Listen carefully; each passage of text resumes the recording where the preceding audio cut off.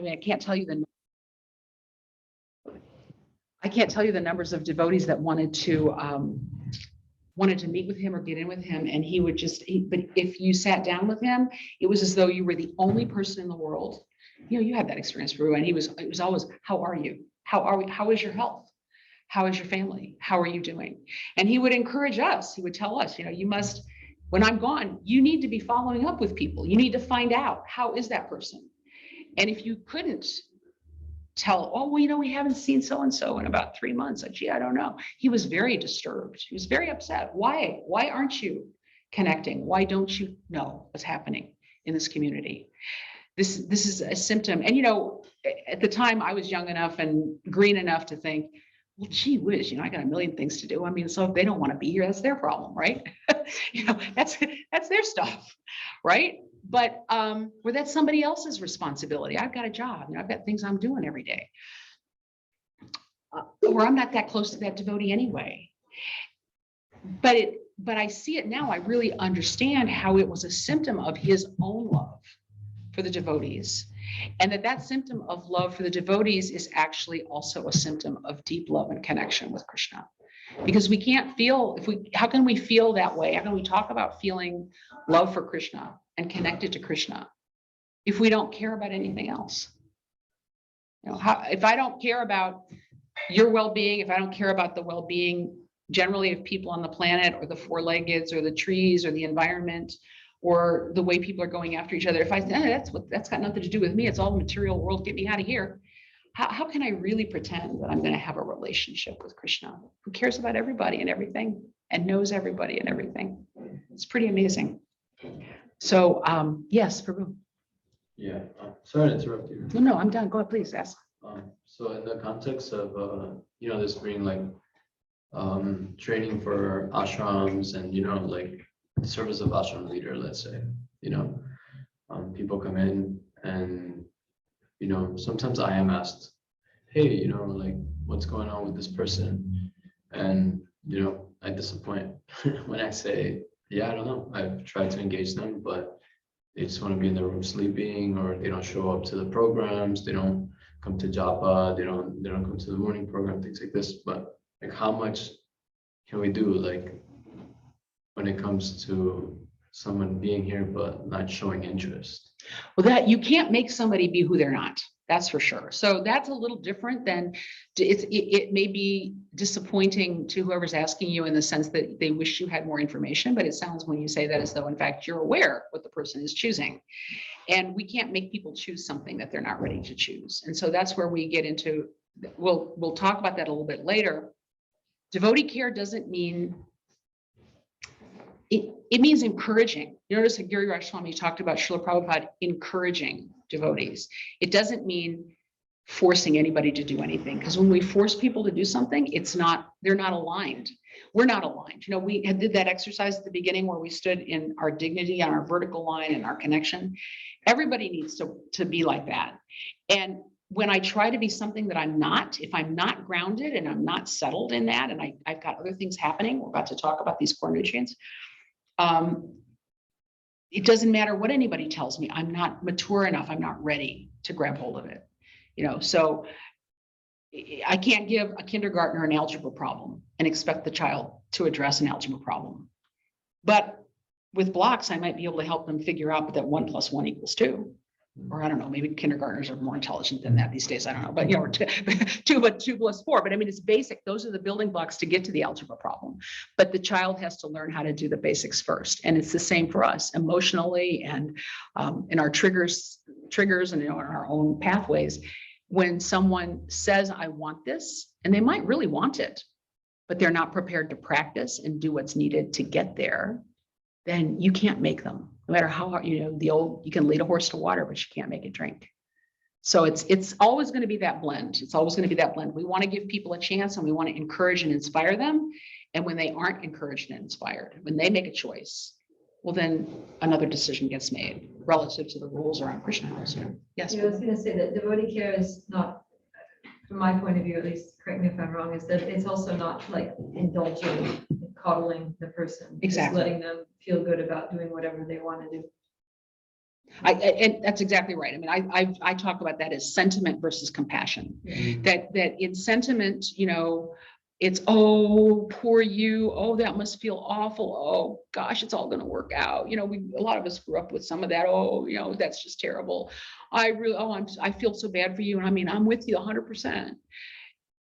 And it doesn't move that person. It doesn't help that person get very far. And it doesn't really add anything to the mix.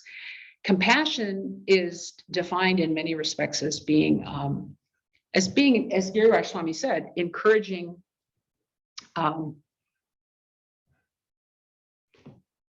that part of Srila Prabhupada's spiritual protection was that he encouraged us. So we encourage, okay, so what's happening? Tell me a little bit more about that. You want to dig into that? Are you ready to talk about it? You want to explore that a little bit? Let's see what's behind, what's causing this resistance or causing your difficulties. Or, is there something I can do to assist you while you're thinking about that and reflecting on that? But it's not about, the idea is that you want them to move forward at some point. So it's not that sentimental versus, compassion ultimately is the compassion that we feel is paraduka duki, that everyone's misery is my misery. And therefore, if that's going to be true, how do I help them move past the misery into what I understand will help them in the grand scheme of things, which is spiritual growth. So I was just about to hit the core nutrients. So we've talked about all these great things and how wonderful it is to be loving and grounded and fabulous. And I'm sure everyone's now ready to just jump right in and be the best friend of every devotee you come across, right? And then we have life, which is kind of complicated, and it's something called core nutrients. So again, the core nutrients, we call them this in somatics, the core nutrients for every living entity. And we're going to talk primarily about humans, but it's true for every living entity.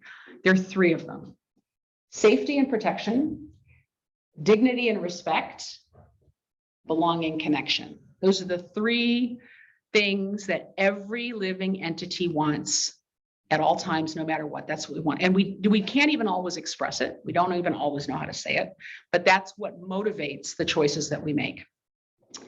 Now, we are conditioned. Not only are we conditioned by Maya, living through the three modes, but we're conditioned in the world that we grew up in. You can call it karma if you want, and the people that we come in contact by the age of 1 year. By the age of 1 year, the experiences that we have as an infant, in the way that our parents treat us, and the things that we observe, as to whether we think it's a good world, a bad world, a safe world, a scary world, and a germy world. Whatever's going on, we're conditioned by the age of 1 to have created certain neural pathways in our bodies that will allow us to respond in ways that make us feel safe, make us feel protected, make us feel as though we've got respect, make us feel like we belong. So if you grow up in a household where the father's always drunk, comes home and is screaming and yelling, and there's always a lot of noise and craziness, and the child feels like the safest thing that I can do is to go hide in my bedroom. If I just can be missing when he comes back, so he won't see me, then he won't hit me, and I won't have to listen to the screaming. The message that child imbibes, and that child then practices growing up, all the way, without any training or without any appreciation or knowledge at all, will die with that understanding that what's safest is if I stay in my corner. Just don't talk to me, don't bother me. I'm happy to do my little bit, but if you challenge me or you question me or anything's going on here, or if someone is raising their voice over there for whatever reason, I'm going to have a response. There's an internal response of shutting down, because that entity as a baby learned that the safe thing to do was go hide. Same thing, if you've got a child that is has a lovely, open, boisterous family, 8 kids, loving mom and dad, brothers and sisters, everything's great. We're all into it. Everybody shares everything. They might have a very open, expansive idea about what the world is about. And then that person walks into someone's office and gets all familiar and touchy-feely and friendly right from the get-go. And the other person's kind of going, who's this? Ugh, because their approach to the world is, but this is what the world is like, right? This is what I've observed in the world. This is how my world has been brought up. So we all have those stories. Every one of us has those stories. Everyone has the issues that they've been brought up with. They're called conditioned tendencies, and they result in what is called an amygdala response. The amygdala is that little reptilian brain at the base of the brain, the base of the cerebellum, of the cerebrum, I'm sorry, base of the cerebrum, which results in fight, flight, freeze, or appease. Those are the 4 basic reactions. So based on that conditioning, and the statistics are kind of scary, because based on that conditioning in the world today, it's called attachment theory. About 50% of children are in a household or in an environment where they are unattached. They aren't attached to their parents. They aren't attached to anything. They're emotionally stunted. I'll put it that way. Emotionally stunted, 50%. So 1 out of every 2 people that you are likely to run into is likely to have some strong emotional issue that will affect the way that they are able to interact as adults. And certainly once we get into bhakti and we're talking about an environment where so much is explored, there's so much that's open, there's so much that's deep, and where we really want to speak openly and honestly, and we want to be personal, we do not wave a magic wand and get rid of that amygdala response. Everybody has that. And each of us has something, whether it's fight, flight, freeze, or appease. And that behavior is part of our physical, mental, and emotional experience, even when we're pursuing a spiritual path. And that will come up for any of us as we both attempt to be in a position of giving devotee care or receiving devotee care. So sometimes when you feel like, I can't remember, someone was raising questions about if I'm offering and I'm trying so hard and something's not happening, or it's not being received well. It's probably not being received well because there's something going on for the person internally. And a lot of us don't even know what that is until we've had a chance to really reflect on it. And we have to do that by creating a space where they can feel free to do it, comfortable to do it. But that's sort of the little secret ingredient that charges all this stuff up and triggers us and makes devotee care so messy sometimes, because life is messy. Are you saying that individuals have a particular tendency, like if there's some situation that is tense or conflictual or whatever, one person, their solution would be to fight, another one would be to flee, another one to freeze, and another. That's right. That's right. And by fight, I don't mean necessarily coming out fisticuffs, but you've all had the experience, I'm sure, of being in a conversation with somebody who suddenly really gets their back up and really gets mad about something. You can't, what did I say? I didn't say anything. I didn't do anything, right? But they may not even be aware of it. But for them, that response was something they learned as a child, which somehow makes them feel safe, or somehow makes them feel like they've got their respect that way, or somehow contributes to their sense of belonging. That without that protection, those core nutrients aren't there. Mm-hmm. Someone else is terrified and wants to run down the hall and cry and say, just leave me alone. And what did I do? What did I do? I don't get it. That it's that response that it's ingrained in our bodies for everybody, and you never ever lose it. Whatever you learned by the age of 1, you will have that with you the rest of your life. What you can learn to do is to manage it. You can learn to practice something different. So when you feel, this is why we're going to do a little bit more of these. When we do the centering exercise and I get grounded in my center, this is why we do that, because as I'm starting to pay attention to the sensations, when I feel my stomach start to knot, when I when I hear somebody say something and I think, oh, that sounds like the way my father used to scream, and it makes me scared. I can take that deep breath, or I can take that moment and get grounded and say, that danger is past. That doesn't exist anymore. This is something else. Now, what's called for, what's needed? And that's where we begin to toggle back and forth between our intelligence, our rational network and our empathic network. Does that answer your question, probably, Priya? Yeah, and are these all kind of basically more or less unhealthy, or is there one that's healthier than the others, or? They're tendencies, they're conditioned tendencies. I mean, they can be healthy in a sense that if you see a wild bear running down the street and your tendency is, I don't want to confront that, it might be smart to get out of the way. I mean, but if every time I see a guy come at me, you're walking down the street and I'm terrified because it reminds me of something that I grew up with, that isn't necessarily healthy. It's not always the best response, because then I'm literally cutting off some portion of the population that I don't want to have anything to do with. So a healthy, well-balanced person should be able to use any of these 4 options. They're not even the situation because they're well, you're going to make a healthy person can make choices about what's intelligent to do at a given moment. Yeah. When I talk about these tendencies, the fight, flight, freeze, or appease, this is a knee jerk. This is a very basic, but it's called the reptilian brain for a reason, because it's just a really basic, poking an enemy and it'll curl in, I don't know.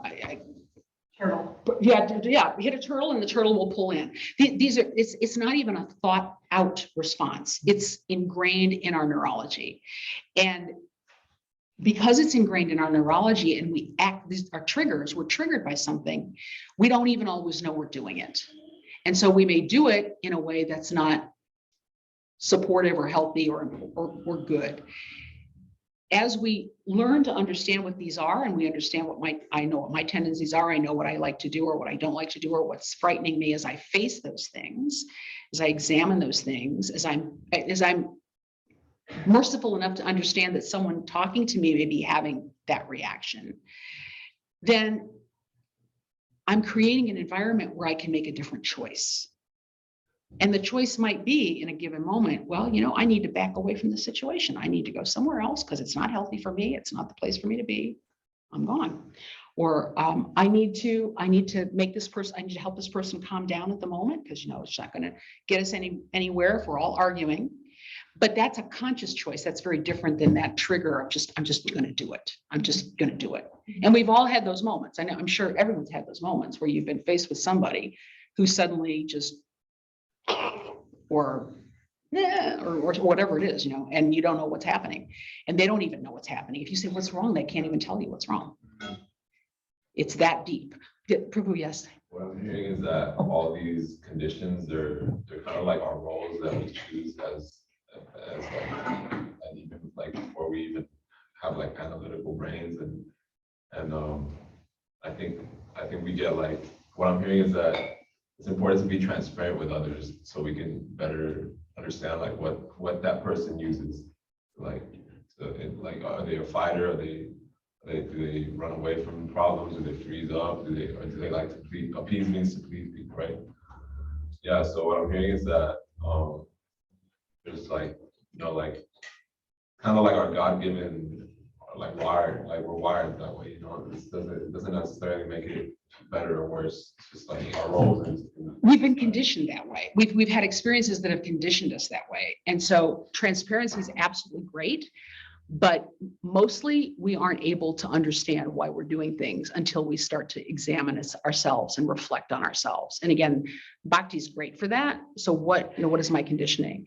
But I actually like to think that related to karma, I think all of us come into the situations that are designed to help us learn the lessons that we need to learn, and the lessons and face the obstacles that are keeping us from that next step in our Krishna consciousness. So I don't think it's an accident. I don't think it's an accident that I had the parents I had, or that I've got the sister I've got, or I've got the issues that I've had to face. I don't think it's an accident. I think it's designed to help me take that next step, because without it, You know, there are always these obstacles that are in our face to getting us further. But that's how I would link it to karma and to the way that things have been handed out to each of us, that it's not an accident in that sense. But yes. Yeah, what you were saying earlier, when connects with what you're saying now, so, the ability to respond versus react, right? And throughout impulsive behavior. And that comes up in like martial arts, that both are actually required. In existential threat, it's very important to respond or react as soon as possible. But most of the time, yeah, we have to also have the ability to respond, not just react. I mean, in the case of an existential threat, you're right. We have that, but training, your martial arts training trains you to do that. It's not a blind response. It's not a knee jerk. It's lightning quick, but you've trained yourself to be able to address that in a proper way. Mm-hmm. So again, I just want to emphasize these really are conditioned in the sense that we didn't choose them.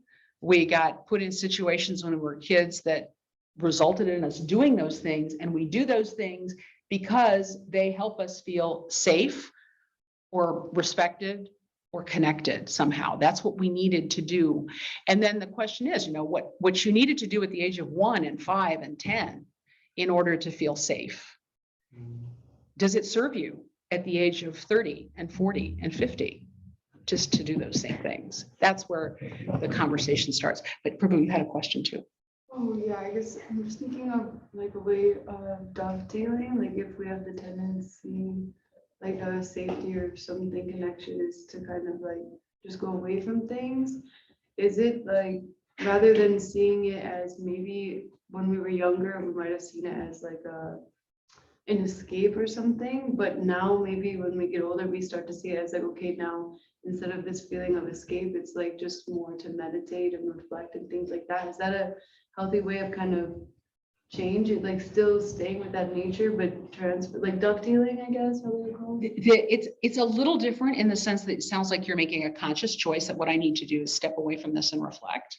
And again, these are really neat. These are triggers. These are just really knee jerk, like it just happens. Like, somebody blows up at me in a conversation, or they speak a little more aggressively than I like, and I'm unable to continue the conversation. I just turn and walk away. Or that sort of thing. And we think, what happened? Wait a minute, we're in the middle of a conversation. Why are you doing that? And then if the other person is in a more aggressive frame of mind, like, wait, no, where are you going? We're not done. So what does that do to me? That just encourages me to believe that, oh my gosh, I really got to get out of here now. And I'm only identifying these things because as we think about devotee care, we want to be conscious of what's happening with ourselves and with everyone else. We want to understand that there's all of this veneer loaded over every interaction that we have, and we want to pursue it in an intelligent way. So yes, just a quick comment. It's so nice to remember that those are knee-jerk responses, because then we don't need to take things personally. We can be more compassionate when someone responds a certain way to something we've said. That's right.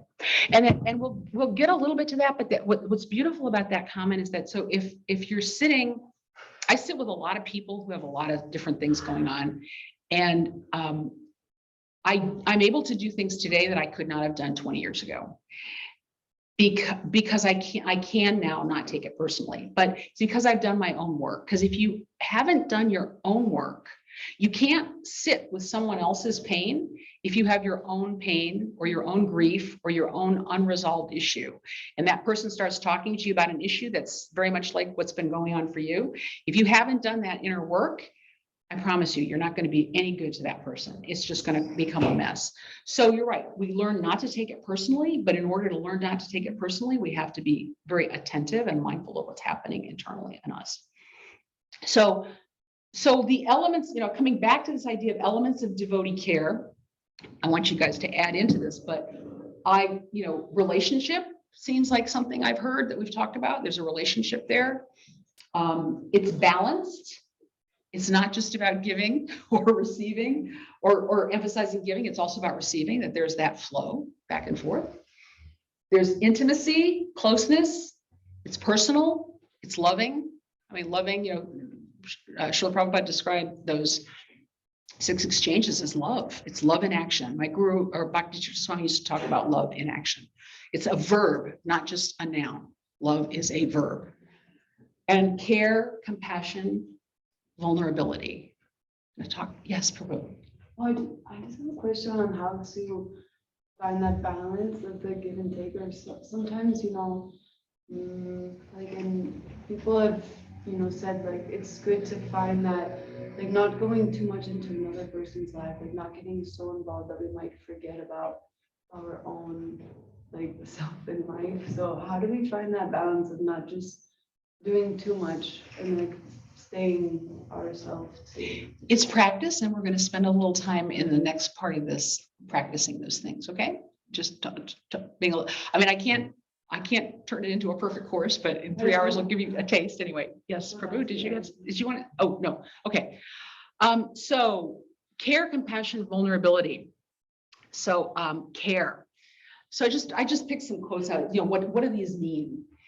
B.T. Swami said, "See yourself as a vehicle for contagious love that spreads to others wherever you go. Everyone around you then becomes a carrier, radiating the same selfless love to still others."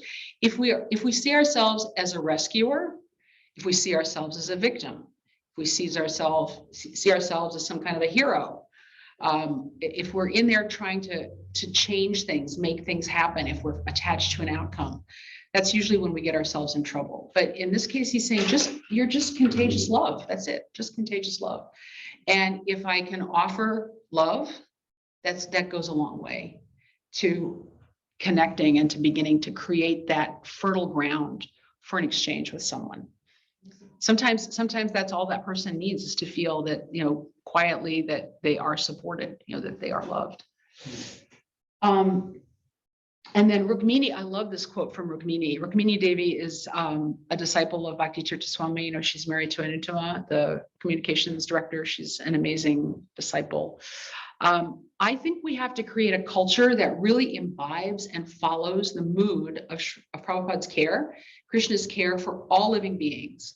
And then people will be so overwhelmed by this culture of care, these beautiful, shining, luminous people who care so much. The ISKCON society should be celebrated in the world as the most caring culture, because that's our philosophy, that the sacred spirit is there in every living being. So how do we act? How do we treat the environment? How do we treat other people? How do we treat people who look different from me or act different from the way I act? It has to go from the book into the heart. Otherwise, it's just lip service.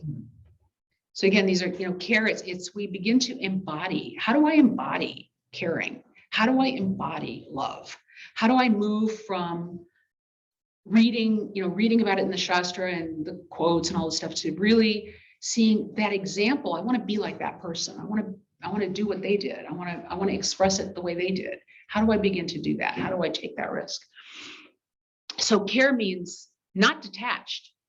Not detached. We talk about being unattached from outcome, and we are unattached from outcome. Sometimes when we offer care, the person isn't going to take the care the way, they're not going to go the way we want them to go. They're not going to get up. You're trying to offer care. They're not going to get up in the morning because they just don't want to. You can't make it happen. But it doesn't mean that you can't offer an environment to help encourage them to do that. Then they choose. We saw that in the Battle of Kurukshetra too, right? That's what Krishna said to Arjuna. I've given you all this. I'm sharing all this with you. You choose. It's up to you. So we're unattached from the outcome. We want that person to find the mercy. We want to do our best for them, but we recognize that the outcome isn't in our hands. But knowing that the outcome isn't in our hands doesn't mean that we're detached from the person. Does that make sense to everybody? The difference, yeah? That we stay connected to the person and unattached to what's happening. And compassion. Maya is very strong. In the name of philanthropy, altruism, and communism, people are feeling compassion for suffering humanity throughout the world. Philanthropists and altruists do not realize that it is impossible to improve people's material conditions. This goes to we talked a little bit about this. We're not wallowing with people about their stuff, too much of their stuff. It's there. How do we help them move past it? Material conditions are already established by the superior administration according to one's karma. They cannot be changed. So again, we talked a little bit about those conditioned reactions. We all have a circumstance we were born into. We all have circumstances we have to deal with. They're part of how we are growing in our Krishna consciousness. They're there. Krishna is there trying to move us through those issues so we can come closer to him. But in compassion, what we care about is someone's spiritual growth. So compassion means we feel another's pain. Paradukkha dukkhi, your misery is mine. So we feel empathy, compassion, concern, and we want to act on it. What we're feeling is for the transcendental person. Compassion for the soul aids spiritual growth, even if it addresses material conditions. So that this is actually something Srila Prabhupada, I'm sorry, I didn't put the source down, but compassion aids spiritual growth, even if it addresses material conditions. So yeah, we may address someone's discomfort or anguish or pain or physical need or illness, but it's done with a mood of trying, how will it inspire that person in their spiritual growth? How will it move them? And when you see those examples from Srila Prabhupada, he was absolutely, or from Bhakti Shri Swami or Bhakti Shri Swami or so many of these, Radhanath Swami, so many of these great devotees, they're done in a way to inspire that spiritual growth. That's really the point behind all of it. Okay. Vulnerability. So I said care, compassion, and vulnerability. So we're vulnerable to defeat when our minds succumb to fear. Through knowledge of our spiritual nature and sincere faith in God, we can overcome all fear. So a lot of times vulnerability is viewed as a negative. It's, I'm vulnerable, I am susceptible, I have to not be vulnerable. We want to be careful. I put vulnerability in here because as part of devotee care, common culture says vulnerability is about fear and shame. I really like Brene Brown's discussion of vulnerability around wholehearted living. Vulnerability is sort of where we cultivate a life of courage, compassion, and connection. So we are open, we're susceptible, yes. What we're susceptible to is that spirit of contagious love that Bhakti Tirtha Swami talked about. We are willing to show up for another person in devotee care. We're willing to be there and be available, even though it might be difficult for us. It might be difficult for them, but we're willing to take that risk. We're willing to be vulnerable with them. It doesn't mean that we're willing to be beaten up on. It doesn't mean that we want to beat up on them. Say, be vulnerable to me and I'll tell you exactly what to do. It means that we are open, that we don't put the barriers up that we normally carry and prevent us from engaging with others. So that's sort of the way I like to view vulnerability. The core, the heart, the center of meaningful human experiences, that feeling of daring greatly and its unmistakable link to faith and love. And I included this quote just because it's a great quote on vulnerability. I think it's on vulnerability. Well, he didn't describe it as vulnerability, but in terms of daring greatly, and it really, I think, says a lot for us about the path of bhakti and how we engage with each other. It's not the critic who counts. Not the man who points out how the strong man stumbles or where the doer of deeds could have done them better. Because we've all been exposed to that, right? Why didn't you do this? Why you should have done it that way? What's wrong with you? You don't have it right. Criticism, criticism, criticism.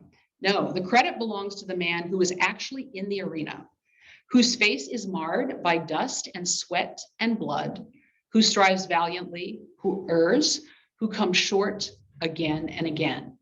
Who come short, because we're not going to make it the first time, the second time, the third time, the 20th time. We have to keep trying. We have to have that determination, enthusiasm, determination, patience. Because there is no effort without error and shortcoming. But who does actually strive to do the deeds, who knows great enthusiasms, the great devotions, who spends himself in a worthy cause, who at the best knows in the end the triumph of high achievement, and who at the worst, if he fails, at least fails while daring greatly. so that his place shall never be with those cold and timid souls who neither know victory nor defeat. And this just does remind me of Krishna and Arjuna. I mean, it's like, Krishna saying, it's your duty, get out there and fight. Don't just wimp out on it. What's going to happen is going to happen. And I'm in charge of what's going to happen. But if you win, the glory of the kingdom on the material platform is yours. If you lose, you've done your duty, you're liberated, you're free. But strive, go for it. Don't back out. Yes, Prabhu. It's a really nice quote, because the whole idea of anti-core here is that, for devotees, getting some training for going out and start new Krishna houses. So it's kind of saying like, just get out there and do something, just get out there and like make the effort, be bold. And if there's some error or shortcoming, well, it's not really a problem, like failure is not really the problem. The problem is not trying. Well, and this is, again, Giri Raj's commentary about Srila Prabhupada and the Juhu temple, when Srila Prabhupada said, it doesn't matter whether those people are pleased or displeased. Are we serving Krishna? Are we trying to please Krishna? What is our intent? And so I put this in here because it's about our own vulnerability. It's our own willingness to take a risk. And it's also our willingness to show up for all those people. I mean, sometimes it's easier to say, well, I'll take that risk. I'll dare greatly about opening a Krishna house, right? Or putting together a new menu for the students at UF, because if I fall flat on my face there, it's not a big deal. We can always go back. It's a lot harder when we say, I'm going to dare greatly for the devotees. I'm going to put myself out there and be present to somebody who I think needs it. But I'm throwing it in here to say that's part of what makes love work. That willingness to say, I'm available. I'm available. If you want to be available, if you want that, I can be available to you, and find ways to make that happen. I am going to, and then again, the battle, I'm just going to wrap with this and we'll have a bit of a break. I see people are getting a little fidgety. I'm sorry it's long, but so the battlefield at Kurukshetra, it struck me that this was a nice example of devotee care, right? There they are on the battlefield. And Krishna is saying it's a trusted relationship. We know it's a relationship, a friendly relationship. And then Arjuna really asks, more in the mood of guru, he says, I want you to instruct me. So that's not necessarily the way that we're going to have interactions with other devotees. But there's still that mood of everything stops, everything slows down. Krishna's not looking at his watch saying, hey, listen, it's going to be dark in about an hour. We better get the fighting going here. Let's move it, get on with it here. What's the problem? And no one else is standing around saying, why aren't we fighting now? We came here to fight. Let's kind of get into it, right? Everything stops, everything slows down. There's space for Arjuna to ask the questions. And Krishna doesn't cut him off. Krishna doesn't say, what is this? That's kind of crazy. We've talked about, or okay, you got that first question. Let me give you the answer to that. Arjuna unburdens his soul, right? This is what's happening. I don't want to kill my family. I see my family out there. I see people I grew up with. I see my trusted teachers. What's it going to be? What's it worth? How am I going to enjoy a kingdom if it's at the expense of all these people that I kill? And maybe I'm better off to just go. He's musing out loud. He's thinking out loud, but he's unburdening himself. He's feeling this pain and he's expressing it. And there's space to do that. There's space to do that. And he can be honest. He can speak openly and he can be honest. He doesn't hide anything from Krishna. And Krishna doesn't belittle him or judge him or diminish him or quote unquote fix it. Yes, Prabhu. He kind of say like, you're talking like a learned man, but you're not acting like a learned man. And he's like, while speaking learned words, you're mourning for what is not worthy of grief. Which I've heard it described that he chastises him. What I wanted to say was, and what I thought I tried to mention earlier is, it's not precisely the same engagement, because the book, the Bhagavad Gita says really clearly that Arjuna goes to Krishna in the mood of, give me instruction. He goes to in the mood of guru, give me instruction. And and chastisement can come from guru in that way. We're none of us guru to, we're all guru in some ways to each other, but it's really a relationship. But yeah, Prabhu, do you want to add to this? It's the way he words it, it's not belittling. He's telling him like, this doesn't befit you, or this is, don't give in to this, or it's words of, it sounds to me like words of encouragement. He's asking him where it came from. The value of life, so where is this coming from? It's not like you're an idiot and you should just get back, what I'm saying? It's not like like you're saying here, belittling him or diminishing him. He's reminding him who he is. Exactly. And then encouraging him that, well, let's figure out where this is coming from and why you're speaking things that don't reflect what you know and who you are. Yeah. It's almost like, Arjuna, this is not like you, like what's gotten into you. Yeah, yeah. And so it's in that mood. And again, there's a little bit more of a let's help you fix it mentality than we might be privileged or able to do with someone who needs help. We're not going to start from that position. It's rare that someone's going to come and say, hey, you tell me what to do next.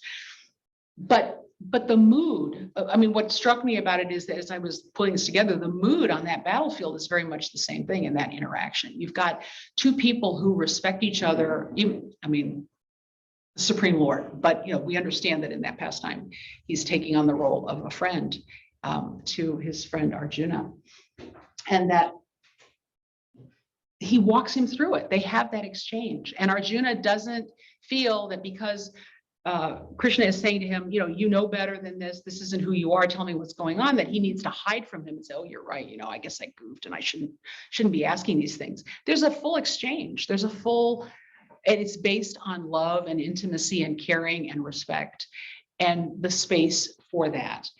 And even at the end, although you could argue that Krishna gives him clear directions about what to do, I said, Krishna doesn't fix it. That desire that we all have when someone comes to us and, well, I know what you need. You need to get a new SIM card. We're going to go do that right now. Take care of that, get rid of that. Off my list.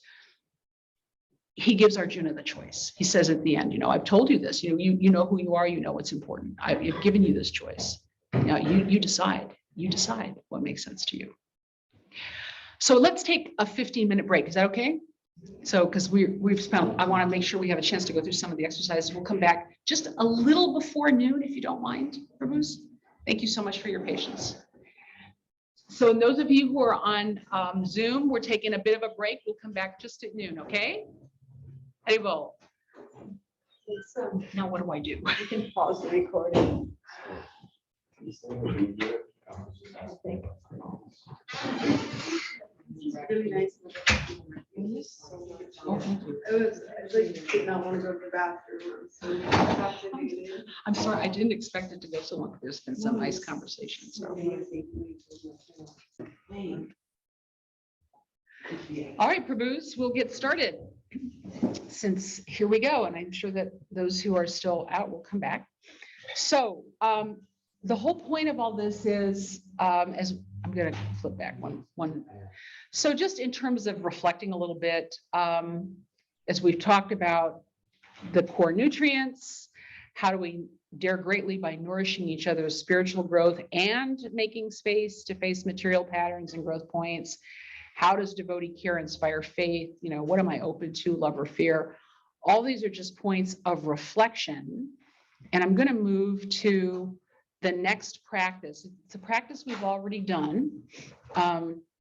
Just to start putting it in context. So we've already had this experience. We've talked about it, and we've talked a little bit about things this morning. So let's do the centering exercise again, and it'll prepare us for the next exercise that we're going to do. So everybody gets to stand up again. Those of you who are on Zoom can stand with us. And again, it's that same idea. Just take the time now.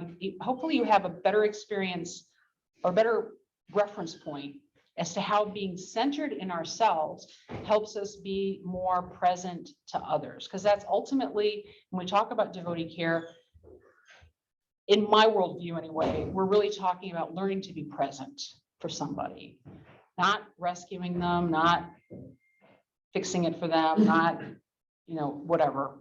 We're just learning to be present. So this is the way we begin, by being present, by learning to be present to ourselves. So this is, again, feet hip width apart, just whatever's comfortable for you, so that you find your center of gravity, you feel your balance, and standing erect, not in that military suck up, shoulders out, kind of a thing, but just a gentle standing as straight as you can. And notice, again, notice, almost as though there's a thread at the crown chakra, that extends gently up. Krishna's got the thread. He's holding us erect, but we're keeping ourselves erect. And just soften your gaze. You can find some point on the far wall where you just are loosely looking. And just check in now. We begin the forehead. If you're furrowing your brow, if you're thinking heavy duty thoughts, just let them go and feel the release along your brow of the muscles there. And then down into the jawline. Again, a lot of times we clench our jaws, we grip our teeth. The natural position of the jaw is that the teeth don't actually meet. The hinge is soft, the jaw is soft, so just let that be soft. And again, if there's any tension there, you need to move your jaw around or just, loosen it, do whatever you need to do to loosen it, just let it release so that the hinge is soft. And then down, the back of the neck and the shoulders. So many of us carry the weight of the world on our shoulders. This is where it all lands, right there. And so we tense up and we actually contract. And in all of those contractions, we're creating a space in ourselves, which is a space of limitation. And people feel that. So again, soften your shoulders, let them slope down in as gentle a way as possible. Again, if you need to rotate your shoulders, rotate them both together just to feel that release. Shrug. One way to release that is to bring the shoulders all the way up to your ears. Let it go. Just relax. Drop.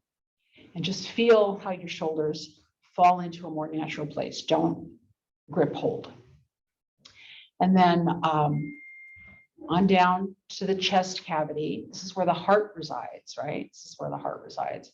And we talk about love in a loving space, in that contagious love, as a vehicle of contagious love, as Bhakti Tirtha Swami said. Our hearts are open and they're expanding. They're radiating outwards. And in order for our hearts to radiate outwards, our chest has to be relaxed and open. A lot of times we close in, I'm afraid of what someone's coming at me, or I'm afraid of what's happening. So we, without even realizing it, we're hunched over, we're protecting. Take that deep breath and just open. Feel your chest cavity open. It's safe to be in this space. It's safe to be here and now. Take a deep breath, deep breath. Just notice how deep your breath goes. A lot of times we only breathe about as far as our sternum, about a third of the way into our lungs. And let that out and take another breath. Just feel how the lungs expand even more as you breathe in. And let it out. And keep taking another deep breath. Try to get this breath down into that last third of your lungs, the one that's right here in the solar plexus, right close to I guess to the solar plexus, but the lungs go right down deep, even below the heart. Just feel the air expanding and let it go. And just relax into knowing that life breath comes to you. You don't even have to think about it. It comes to you and it nourishes the cells. And on the exhale, it lets go of all the negative things, all the waste in the bloodstream, all the bad oxygen, all the carbon monoxide. And you can also let go of all the negative thoughts. So just keep breathing gently like that. And feel, as you go down now into your belly, feel how that softens. Feel how that softens. And see if you can find your center. For those of you who are very left-brained, the center is actually about 2 fingers in this month of Kartik, 2 fingers below your belly button. That's kind of where your center is. Yeah. So that's the center, and that's in Chinese the qi That's in martial arts, the center where we're grounded. And that's where we are rooted, mostly rooted. So just feel yourself being rooted in that space. And as you go down, again, let the hips are there supporting you. Don't tighten them. They don't need to be clenched. On down, let the knees be a little soft, not locked in, but just a little softened as you move on down and you feel the earth support you. And the earth is supporting you and holding you up. And you stand here vertically in your dignity as a person, as a spirit soul. You have a place in this room. You have a place on the planet. You have a place in Krishna's heart. The space is for you. You don't have to apologize for taking up your space. You don't have to apologize for who you are. Just feel yourself being grounded and supported by Mother Bhumi and by all that's here as you stand on this vertical line in your dignity. And now we expand out a little to the horizontal, on the horizontal axis. The horizontal axis is our connection to all the things around us. So you notice your peripheral vision, even though your gaze is soft, just you're aware of things in your peripheral vision. You're aware of out there. You're loosely aware of the people standing on either side of you. And maybe beyond them, the entire circle going around. And you're part of that. And you extend yourself, feel the outer edges of your consciousness moving out in a horizontal way, expanding to incorporate a place among everyone else who's here in this room. But when you're expanding out vertically, don't lose your sense of your own vertical presence.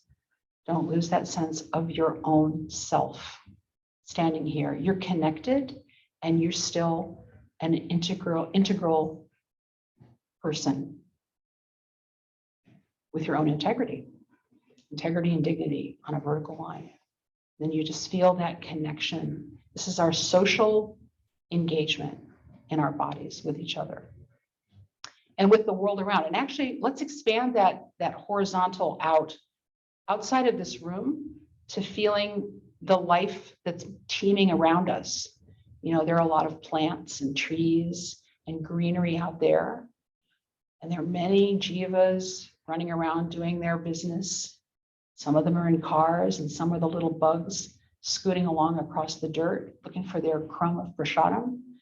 And there are birds in the trees and all of that surrounding environment. Mother Bhumi is with us, surrounding us and all of the inhabitants on Mother Bhumi. And we're part of that huge horizontal network. So just take a moment to feel that. And then feel the space behind you. Space behind you is the past. It's our history. It's where we've come from. And there are many, many positives to where we've come from. All of those pieces are there to have brought us to this moment where we are standing erect in our dignity on that vertical line. So we don't dismiss our past, but we don't want to spend time in it either. That's not where we belong. But the past is there to support us and give us guidance as we move forward into the future. And as you're thinking about what's behind you and what's in front of you, don't lean too far back. Don't artificially bend forward to meet the future. Maintain that vertical line. Be aware of what's behind you and be aware of what's in front of you. But we don't rush forward and we don't hang back. We just keep that vertical line. And watch your neck. Watch your neck. Try to keep yourself erect and if just pay attention to the sensations in your body for a moment, sort of what it feels like to be in this place where you are grounded and connected and aware of what's behind you and what's forward. Just take note of sensations. You may feel relaxed. You may feel, you shouldn't be feeling tense, just feeling rooted and good about yourself. So, thank you. We will, those are the 3 dimensions of length and, Is it recording? yeah, length, width, and depth. So, and I've got another one for us, but we'll do that. We'll have a little talk about this first. So what did the centering, oh, she's not here, so I have to worry about it. How did the centering shift your mood or your thinking, your felt bodily sense? Did anybody notice any changes from, coming back from the break to just taking that moment to get grounded? Yes. Yeah, I felt like I started to lean a little bit forward, and it felt like I started to actually, when you said, like, I think you said like, notice the posture or like the breath in your chest. Like I breathed in my chest and I started to lean a little bit forward and I felt more centered. So I realized that I was leaning backwards, like, naturally. And then when you said that the past is behind us, like it kind of made me wonder, like, like if I'm paying attention enough to the past, or is it just like controlling me unconsciously, subconsciously? It's a nice example, actually, because we talked about the things that we learned to do, so our triggers as when we're babies. And from a somatic perspective, the things that we've learned to do, the things we've learned to protect ourselves, to feel good about ourselves, actually have an effect on what we call the shape of the body. And so literally, we hold ourselves unconsciously, maybe leaning back or whatever, based on the things that are motivating us or that are part of our conditioning. And so, if we're leaning too far back, sometimes people do, we're hesitant. Sometimes we're hesitant to move forward. A real obvious one is, a lot of times if you're walking, because I do this, when you're really busy and active, have you ever seen people do this? Just walking really fast, and head down, gotta go. Have you seen that? That person isn't grounded. They're not rooted in the present or in themselves. They are so completely captured by where they're headed. And when you're rushing headlong like that, moving that way, your physical persona manifests the consciousness that's going on, but you're also not very effective in what you're trying to do. So is there something? Oh, I saw you making a face. I thought, did something happen on the screen? So our physical, one of the reasons I like to do this centering exercise is because we become more conscious of the ways that we are either hesitating by holding back, or people will list to one side or the other, or we hunch our shoulders up, or we're sort of crouched in like this. All of these are somatic indicators of ways that we are not present to ourselves and not present just to that line of dignity and that extension out. So, you may have noticed any number of things while you were going through this, each of you. You don't have to all share what they are, but that would be something just to reflect on, Having said you don't all have to share, if there's anything anybody else wants to share, you may. It makes me feel like strong and confident, it's kind of like everything's okay, like right in the moment. Because when you're like kind of in the moment, and especially like a nice moment, it's like everything's good, nothing to worry about. And that's a really nice observation, Prabhu Priya, because the thing about centering and grounding is it does put us in the moment. And again, for me, I know I've spent a lot of time in my head, in my world, that I'm in my head all the time. So I'm always thinking or overthinking or charging about after these ideas. And when I'm doing that, I'm not here. I'm wherever my brain is taking me. Sometimes it's not a good place. And so that's a really nice way to feel like, I'm okay. And whatever's going to happen next is going to happen next, but I'm equipped to move forward. And especially when it comes to something like devotee care, when we're going to interact with each other on any basis. It's good to feel like I can move in whatever the dance is going to be. you know, because I can't choreograph the dance. It's, you know, it's a shared dance. Is there anywhere else where this kind of centering or presence, where you think that this might be helpful? Got it. Because what's another word for presence? Attentiveness. Attentiveness. Yeah, attention. Attention follows energy. We're gonna play with that a little bit in the next exercise, but our attention follows our energy. So when my brain is on free cycle, which it is 99.9% of the time, I'm chanting, but if I can, the nice thing about centering is it slows all that down. It just stops, you know. I take the breath. I get grounded. I find my center. I'm present. And isn't that what we're supposed to do with japa, right? I mean, there's no, not worrying about the clock now. I'm not worried. It's like, I'm supposed to be present. Same way I'm learning right now, we're talking about being present to each other, is the way in japa we're learning to be present with the Lord, present with the holy name. And the holy name is not different from the Lord itself. So these exercises, these things we do, they're not just in a vacuum, or they're not just sort of, well, maybe that's a fun thing to do, but they actually relate, I think, to all of bhakti and to the way that we approach our reading and all the rest of it. Yes, Prabhu, yes. Sorry, I don't know. No, it's okay, yeah. Something I realized doing it too was when we were talking about the back, I felt this like discomfort and pain from the back. So I was like, okay. But then I took a deep breath and it was just a reminder of, okay, that's there. So we'll deal with that at some point. But then to just come into this moment, and then it didn't feel like there was anything, you know, it's like, okay, the mind addressed that was there. And so relating that into japa is sometimes these thoughts might come, but then it's just being aware of them now and just like, okay, that thought came up, and then just coming back into that moment, and it just kind of stops. Yeah. And then it's like throughout the day, someone will come and just happen to be like, oh, let's crack backs or something like that will just happen. And then that'll be there. So with japa, when something comes up, we just, you know, aware, okay, that thought was there.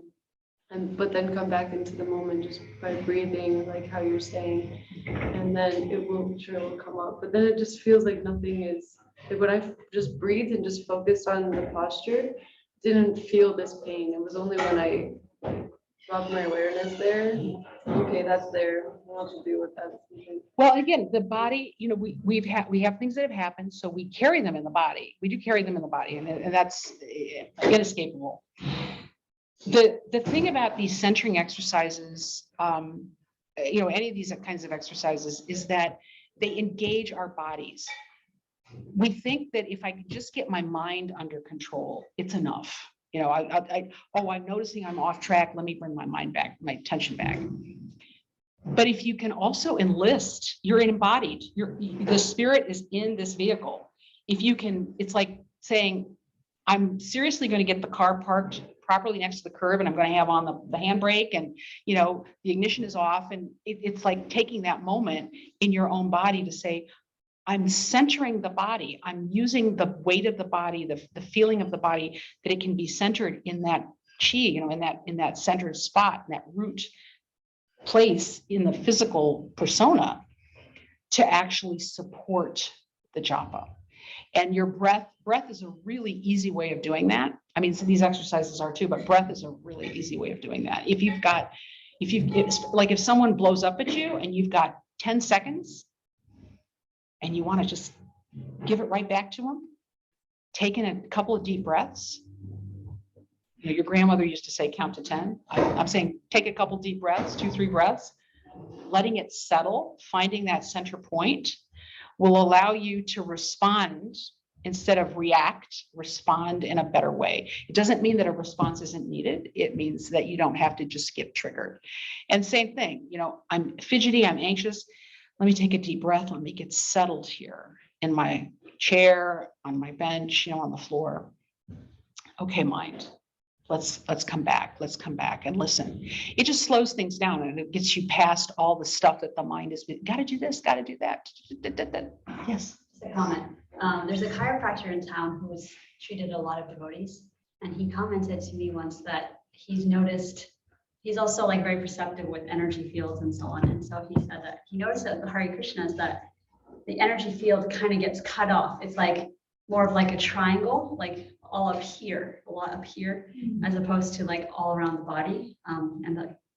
It made me think about the chakra system and how, yeah, we can sometimes be disconnected from the lower chakras and more heady.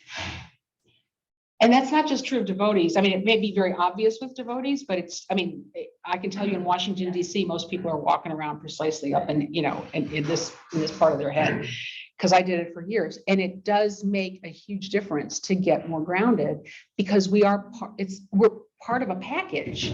And, you know, the whole, we talked a little bit earlier about, well, you know, devotee care doesn't mean being sentimental, sort of, you know, encouraging someone in how bad they feel about the, you know, the little nonsense. We want to get somewhere with it. If you are strong enough to at least have some connection to your heart, but that heart isn't grounded, it's not grounded in something centered, then it's just sort of this loose, like, oh, you know, we sing Kumbaya, and, you know, it's the hippies going, you know, life is wonderful, and isn't that fabulous? It has to be grounded, it has to be centered. And so you want to use the entire body. Yes, Prabhu. Yeah, so what I'm hearing is that breathing exercises and like meditation, like silent meditation is like the grounding of the body is like a catalyst for attentive chanting. You can call it silent meditation if you want. I mean, I call them very specific exercises for grounding. And I mean, it comes out of a martial arts background, the work that I do. But yeah, basically what you're doing is you're engaging, you are not a disembodied thought or just this thing that's loosely trying to chant Hare Krishna. Your body's going to be calling, making demands on you and asking things of you. And if you enlist the body, if you recognize that the body carries wisdom and weight and will help you with your japa, help you in your connections with people, help you in your relationships. When we're learning to engage with others in relationship, you know, if I can't stand in my own dignity, if I can't face that person, I'm useless to them or to me. I can't, because I want to just run the other direction, or there's something, the elephant in the room, you know, the ugly, awful thing that needs to be handled, but no one can talk about it because we don't know how to face it. Would service be like a form of like grounding exercise? Service? Yes, it can be. I mean, and again, it depends. You can go into the kitchen, for example, and you can say, I'm just going to chop up vegetables, or you can make it a meditation. You can say, these are the carrots or the tofu or whatever it is I've got to chop up, because you know better than I do. And I'm going to actually pay attention to this process. I'm going to notice the weight of the knife in my hand. You know, I'm going to notice that there's a nice solid block here to chop it.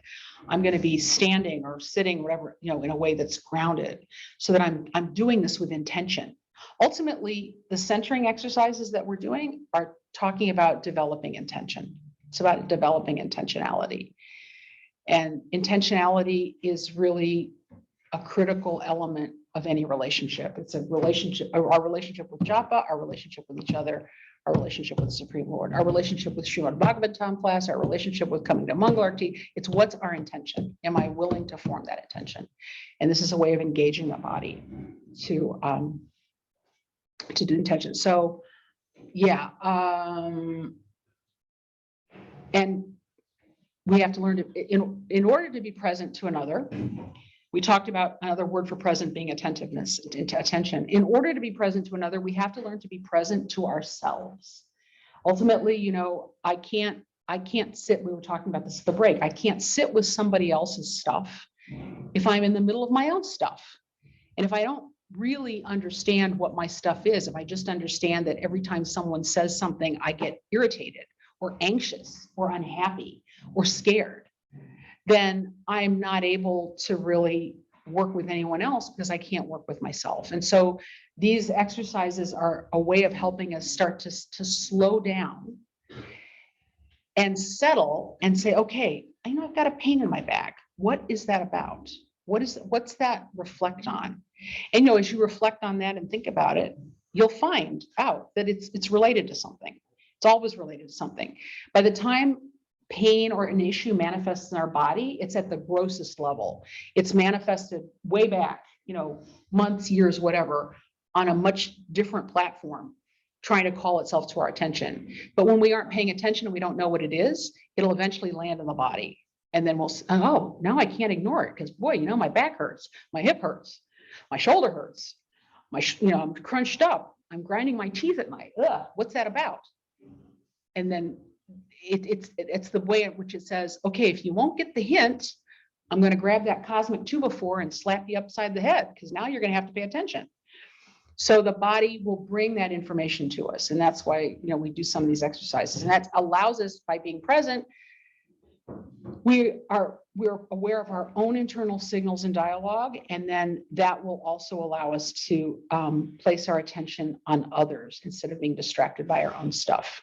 And that's ultimately, again, japa, we don't want to pay attention. So yeah, when we're settled, our attention is free to expand to others. We're inwardly calmer. We look at the world from a position of balance and openness. Being comfortable with ourselves helps us build trust with others. One of the things we talked about in the Battle of Kurukshetra is that Arjuna trusted Krishna, trusted he could open up. And, people in devotee relationships, we have to be able to trust each other to speak like that. Because you're speaking in confidence, I don't want to know that when I go and speak to Shamala about something that now it's going to show up at the next newsletter, or all of a sudden there's going to be a whole conversation about it on ISKCON TV or ISKCON radio, or prajalpa around the water cooler or the lunch plates, oh gosh, let me tell you about what Mother Loka said, that doesn't build trust. So we want to recognize that there's a confidential nature to this, and that when someone speaks honestly with us and we speak honestly with them, that it's actually intended as an act of love between us, not to be announced to everyone. And again, relationship with japa as an example where we practice being attentive. So we're going to practice two little practices about extending. There actually are 5 practices associated. There's centering, facing. We talked a little bit about facing, but I'm not doing that today.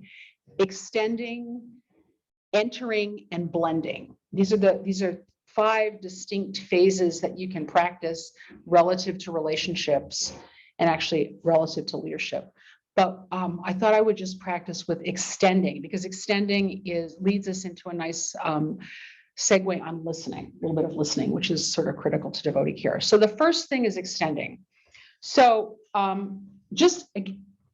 not going to have to stand yet for this one.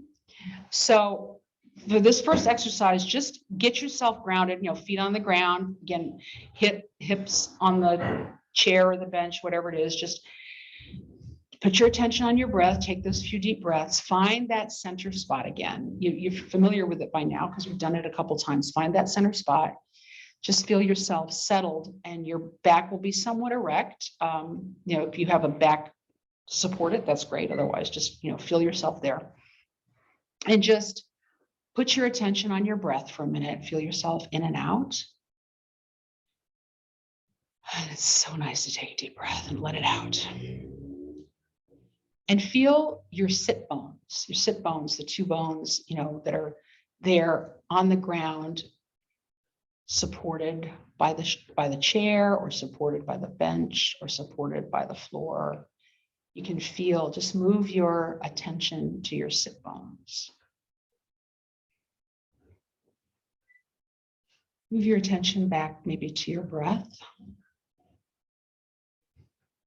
Just feel how the breath comes in so easily and then just releases so nicely. Just a completely natural in and out.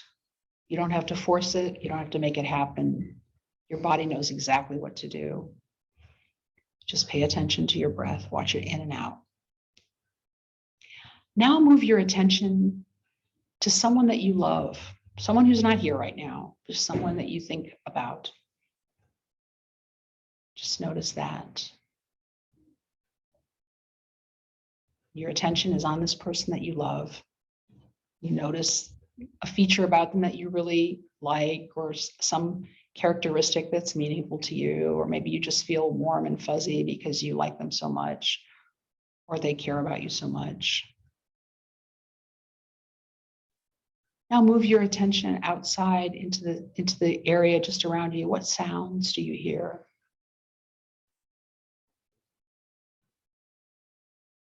Just the different sounds. And of course, this is when the traffic has stopped.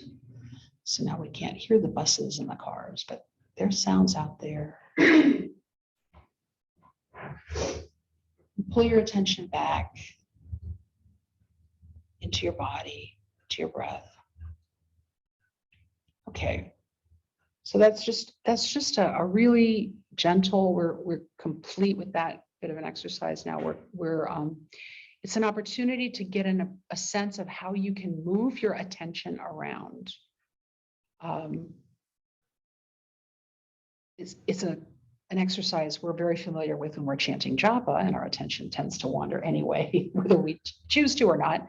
But this is a case where you're literally making a choice to move your attention from your breath to your sit bones, to the sounds outside, the sounds in the room, to someone you care about.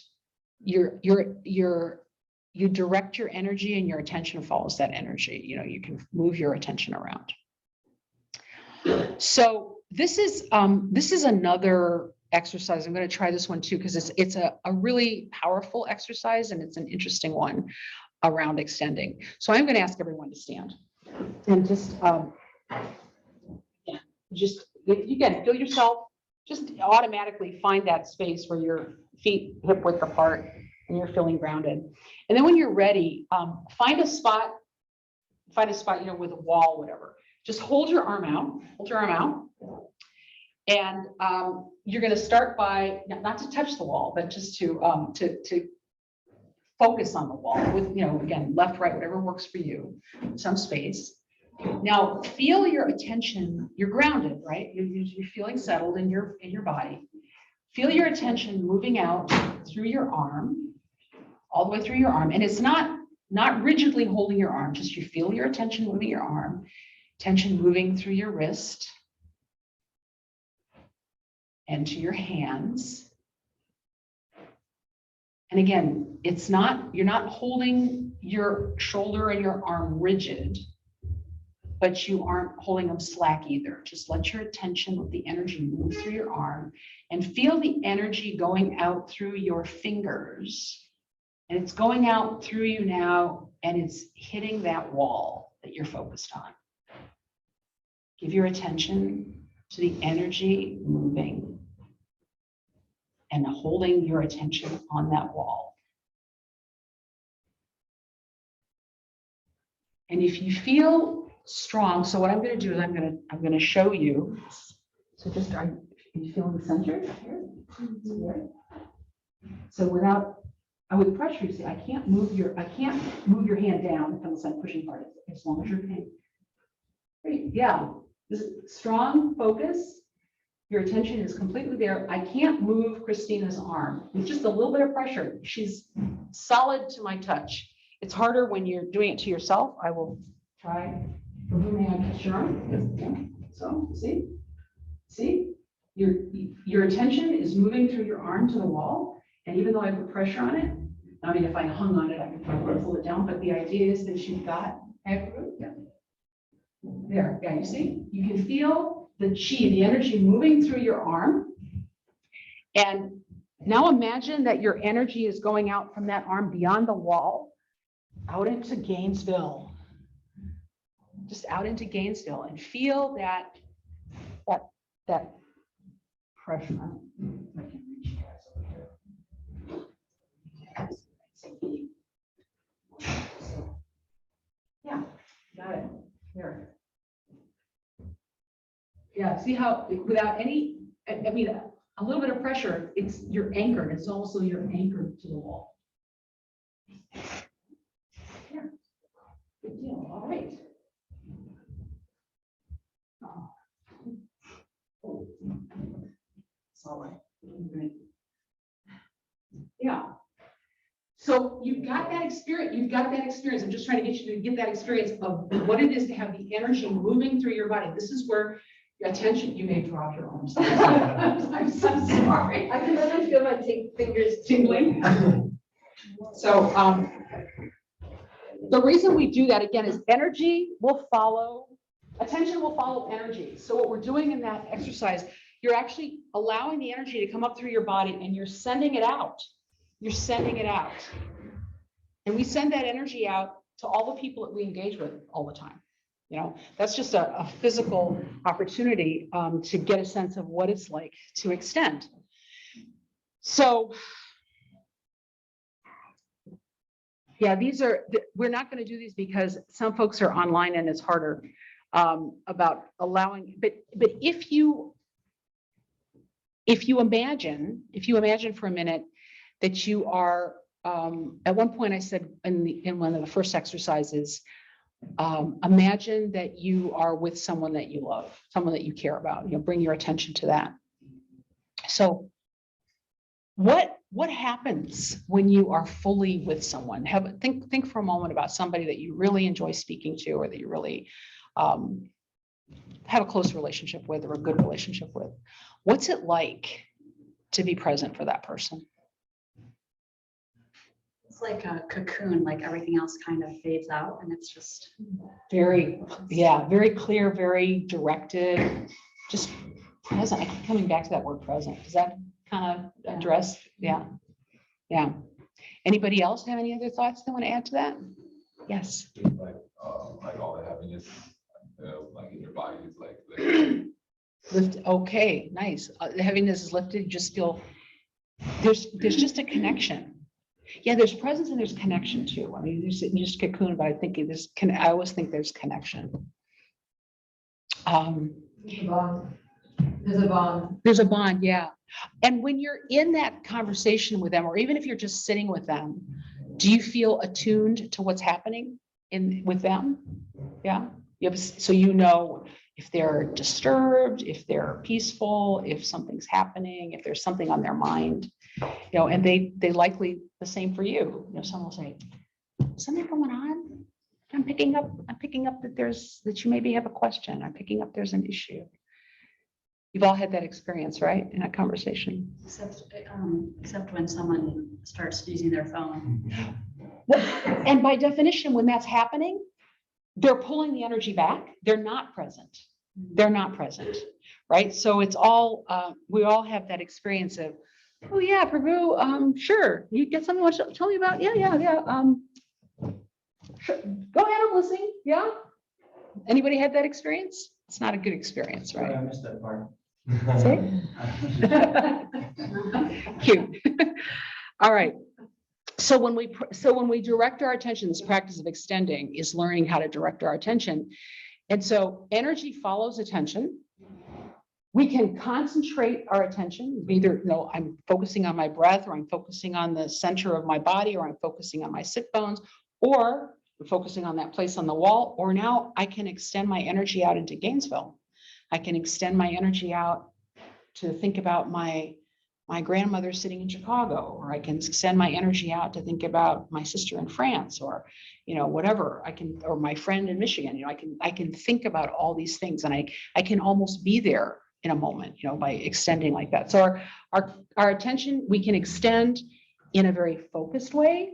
We can extend in a broader way, in an inclusive way. Yes. Is there a way, because I noticed for me, I almost have to shut everything else out, close my eyes and solely focus. Is there a way to do that? And I know some people can do it, keeping the eyes open, and maybe other things aren't distracting, but I don't know, for me, sometimes I have to really just shut everything else out to focus. So you're practicing how to focus, and over time, perhaps you won't have to shut things out like that. But the idea is that you understand that these things are taking your attention away. That's what happens. We divert when we're paying attention to too many things. It's what happens with japa, right?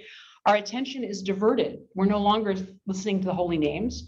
We're listening to whatever else is going on out there, and our thoughts follow suit. So it's just practice. Yes. Is there a correlation between what she was asking, when you're closing your eyes, is is there a correlation between the past with the future and when you're opening your eyes and trying to imagine like the future?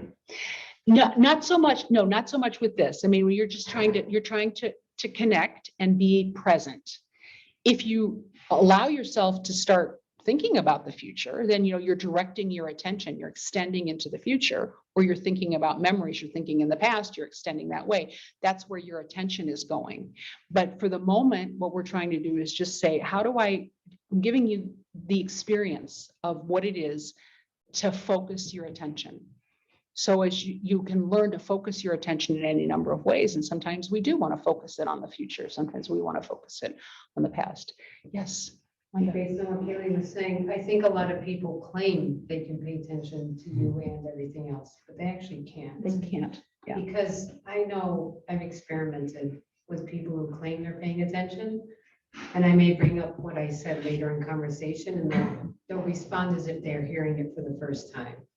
And then in my mind, I'm thinking, I had a feeling you weren't able to do what you were doing and pay attention at the same time. Sometimes I'll just see that there's a claim, but there's not actually the ability. And you know what's nice about that is you're finding a way to verify, but in the moment, this is how transparent we actually all are to each other. In the moment, you know that person is actually not with you, and then you found a way to go back and assess, to verify that assessment. But people are very conscious, and it's something to be aware of. Again, in our concept of devotee care, if I sit down with someone and say, I'm here for you, Prabhu, and maybe it's as obvious, I'm here for you, Prabhu. Just got to finish this email, but what is it you want to talk about? That's a very gross example of I'm not really here for you. But if my mind is off, I wonder what they're having for lunch. Somehow the other person will know. They know. And in devotee care, what we don't want to do is send the message that we're not. And that was their next point. When our attention is fragmented, we feel directionless and lacking in purpose, and our awareness of self, others, in the environment is limited, and people know. But when we bring conscious intent to our attention, we create purpose, depth, and connection. That's really helpful. So hopefully we've gotten clear about how extending can be useful in devotee care, extending out to bring our attention to that person. Yes. Also, I've been in many situations where I see that actually not present, but I do nothing to either slow down to make them able to grasp or kind of change the angle. And then later on, it wouldn't be fair to put a blame on them when actually I noticed that I did nothing. I was in tunnel vision, just dropping on them. Yeah. So it comes back to us to be aware. Are we here together? Mm-hmm. And that's the role that a leader will do that. It won't necessarily do it, but all the time in a relationship. But you're right. It's an opportunity to say to the person, I'm sensing that maybe there's a little distraction going on here. Is this a good time? Are you really ready to talk about this now? Would you like to do this at another time? Shall we take a deep breath and get more grounded? It's naming the elephant in the room. And again, all of these are part of the process of being with each other in ways, whether it's around Bhagavatam class, japa, or a serious problem, or solving an issue at Krishna lunch, having the willingness to speak out. Yes, Nanda. One thing I noticed about that is that when I do mention it, they get angry because they are sure that they can read a text, respond to it, and be listening to you at the same time. So sometimes what I'll do is, like, if they open up their phone, I'll stop talking and I'll just wait. And we're like, well, I'm listening. And then it's like, well, it's okay. If you have something to take care of, I'll just let you take care of it. And they get still angry. And that's why later I'll kind of ask that question. I'll kind of bring up the same point again. And depending on my relationship with them, I would say, yeah, this is why I wait till you're done with your text, because, and sometimes you have to push back and say, I don't feel like you're hearing me. But in this day and age, people are so accustomed to thinking they can multitask and look at their phone and read their text and respond to people. And, you know, I've had people when I'm in the middle of a sentence, start telling someone something or, so, you know, and it's hard. It's like, do you continue the conversation? Do you, because if you ask them, you know, should we talk later?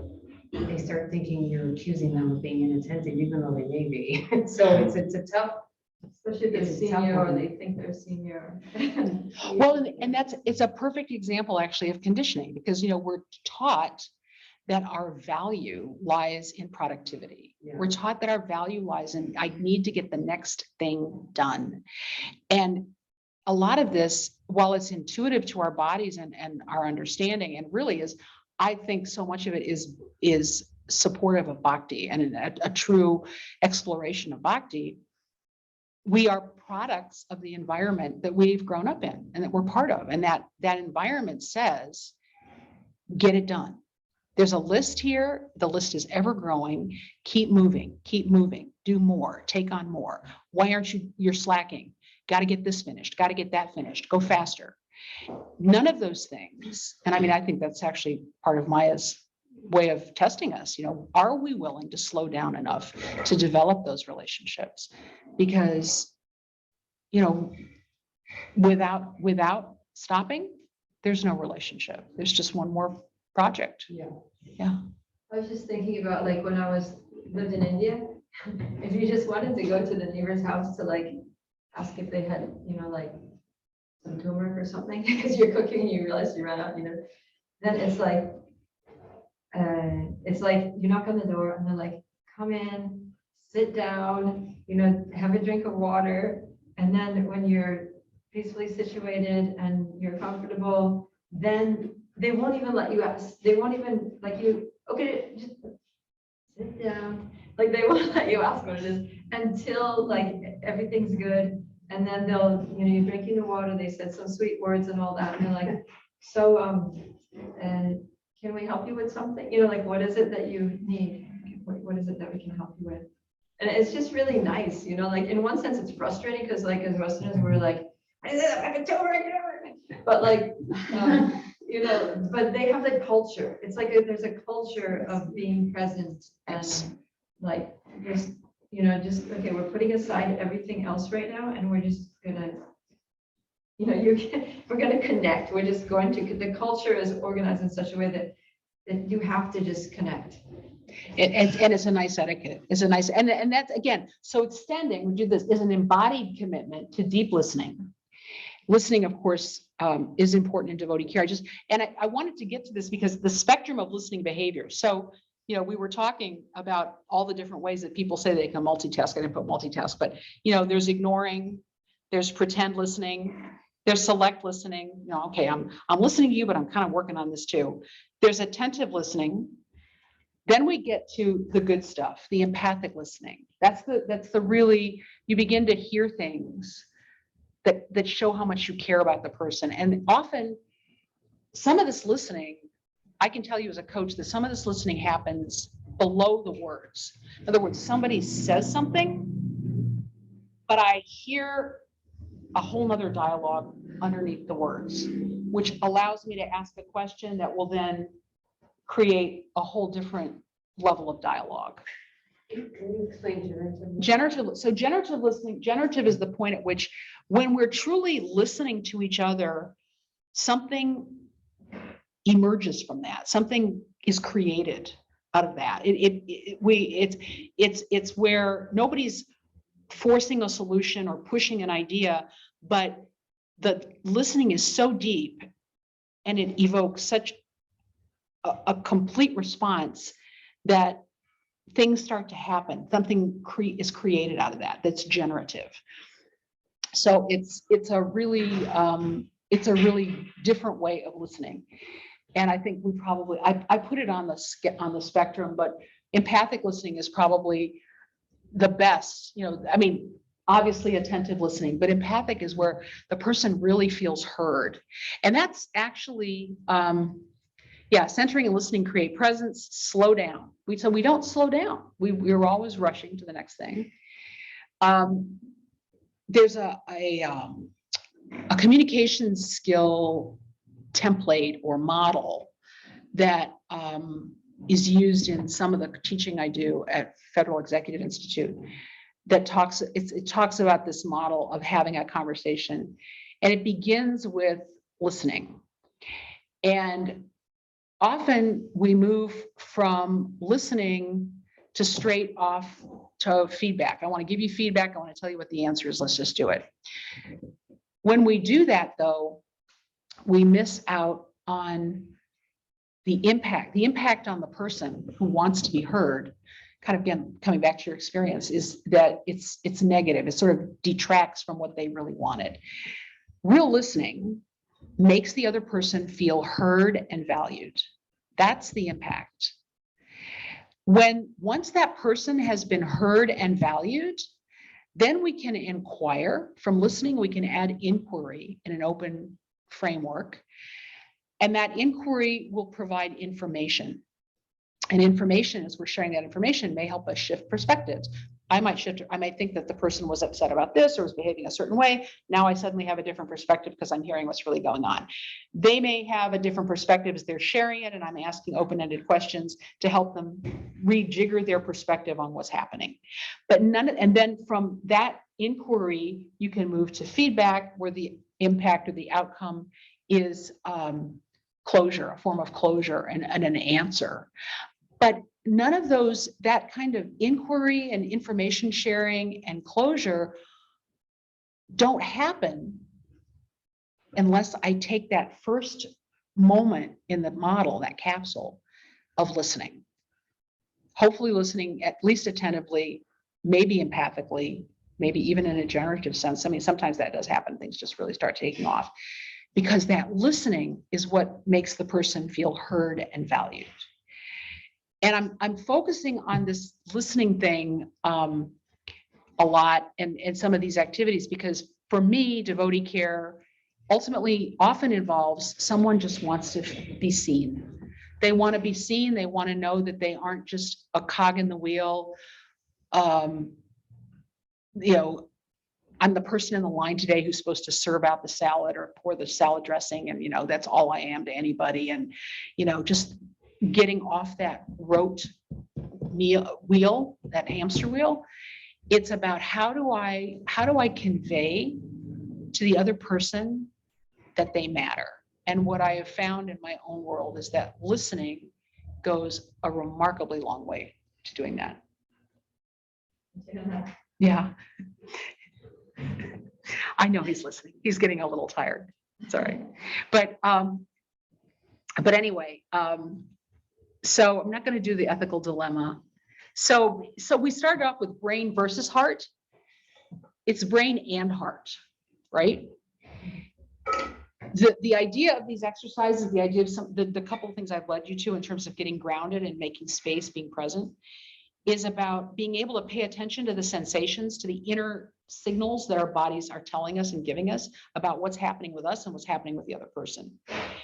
In a healthy embodied situation, a healthy person, we toggle back and forth. It's not that I'm just my left brain, or this is an old way of talking about left brain, right brain. It's not that I'm just on the rational network or I'm just on the empathic network. It's not that one's better than the other. It's that they end up being integrated, and that I understand there's value in both. And I bring that information to bear, deciding what's next, where's the conversation going? Maybe I'm going to be silent. Maybe this person just really needs me to sit with them. It's like going to Radhakund and just literally sitting at Radhakund, right? You don't have to say anything. You don't have to do anything. Just being in Radhakund is an amazing experience. And being with each other can be equally amazing if we make the time and space for it. So let's see. So when we connect with our sensing self, we're more present. So how's it important to devotee care? When we're in our heads, people are a problem to be solved. But when we're in our hearts, we can commit to a willingness to be seen and a willingness to see others. Everyone has a story, But because of Krishna consciousness, we know that everybody is more than their story. So again, we don't want to disrespect someone's story. We want to help them move past that story. So they can be, so that we can encourage and inspire their spiritual growth. You know, we're really, so I'm going to just cut it off. Well, I want to add, I'm sorry, self-care. So I just want to throw this in there. Devotee care includes self-care. I think devotee care does include self-care. If we ignore self-care, what is that? What impact is that going to have on everybody else? Bad examples. Yeah. What would you say? Bad example. Bad example. And what else? You can't. You can't help. Yeah, you can't It's help. like they say to put on the oxygen mask first before you put it on the kid Yeah, or whatever. the Yeah. next person. that's right. We might make things worse for others too. We might make things worse for others if we like try to give advice or something from a place that we are still struggling.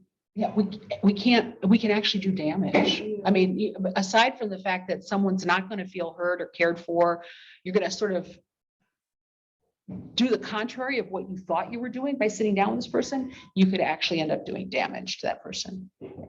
We're also contributing to impossible situation or expecting from others to do what only we can do. Very nice, very nice. Yeah. We do have to each take, even in a case of devotee care where we are available to someone, we have to believe that person has to understand, and we have to believe for them that they will find their way forward. You can't walk the path for someone else. We walk it together, but at the end of the day, sort of like when we started off, I don't make it back to Godhead simply because I'm hanging out at Krishna house. I make it back to Godhead because I'm willing to do my own inner work and develop my own relationship and recognize that I have to make choices that will encourage that relationship and that journey. I don't just get dragged along, in the wake of what's happening. So ultimately, even when we sit with someone, we don't do it for that person. They have to, but we create the nourishment, the sunlight, the water, the air, the oxygen that helps them hopefully say, oh yeah, this has been holding me back. It's scary.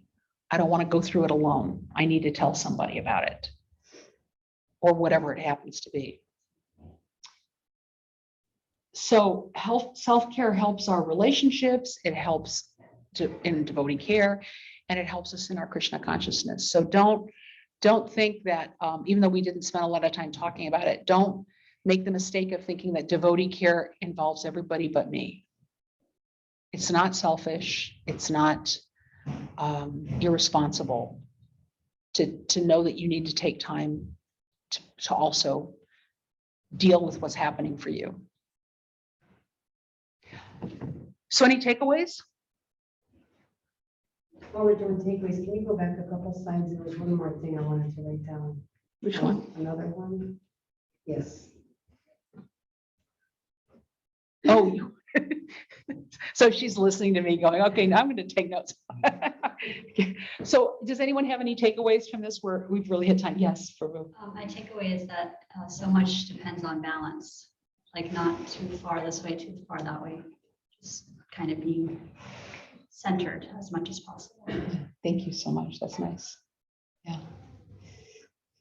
Yes, Do we have time for questions or? sure. Okay, If everyone's willing to listen for a moment, yeah, take a. so you're talking about the like intellectual versus like empathic. And I had kind of like a dispute with like my sister. And she was like, I want you to come to this thing and it's like for the family and show them that you care and that you appreciate them. And I was like, well, I have this and that. I was like very analytical, like logically, it doesn't make sense. And she was like, forget logic. Think about like how it'll make people feel. And I have like this issue with like dropping logic sometimes. I'm wondering, how do you like, if you're very attached to like logically, how do you work like, because you can like squish someone by saying that doesn't logically make sense. Why you would feel like that? Versus like the empathetic way would be like, you feel like that. So how do you overcome that? So that's the section of today's presentation we didn't have time to deal with. It was a nice ethical dilemma. So what I'm trying to convey is that the right answer isn't just in our heads and it's not just in our hearts. I'm sorry, were you trying to say something? I saw you moving. Okay. It's both. It's a combination. It's how do you integrate that? So you may have very good logical reasons as to why it doesn't make sense. And we can come up with our list. We got up early on when we're looking at the at one of the charts, if I can find it. It's the issue of I know it's up front.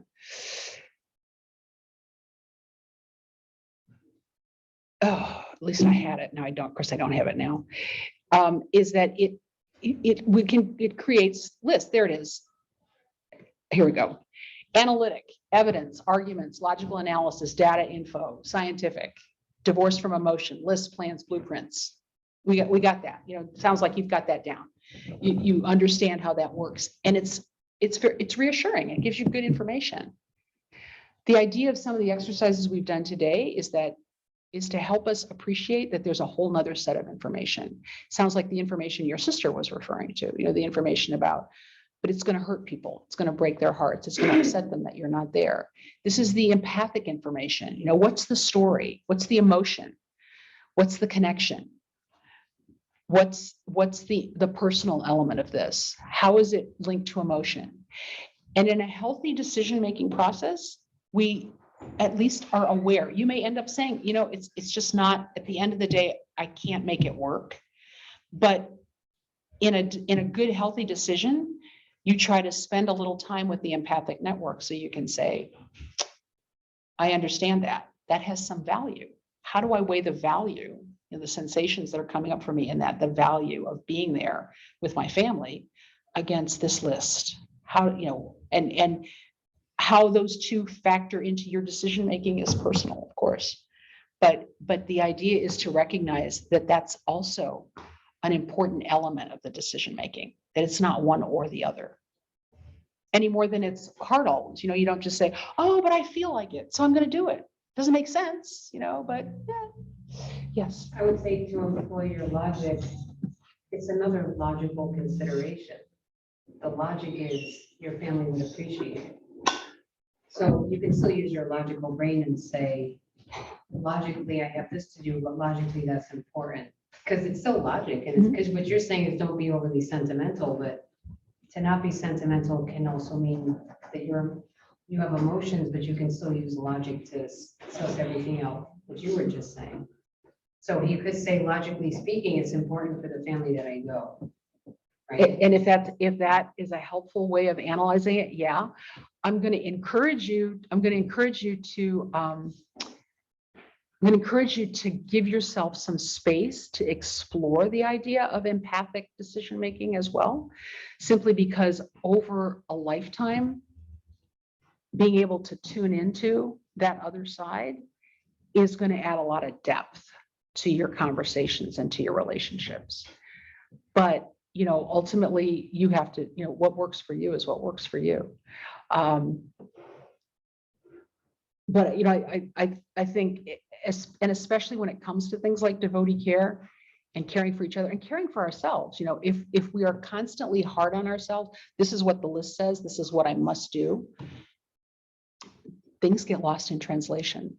And eventually it comes back to bite us, is my own experience, but that's so, but yeah, yes.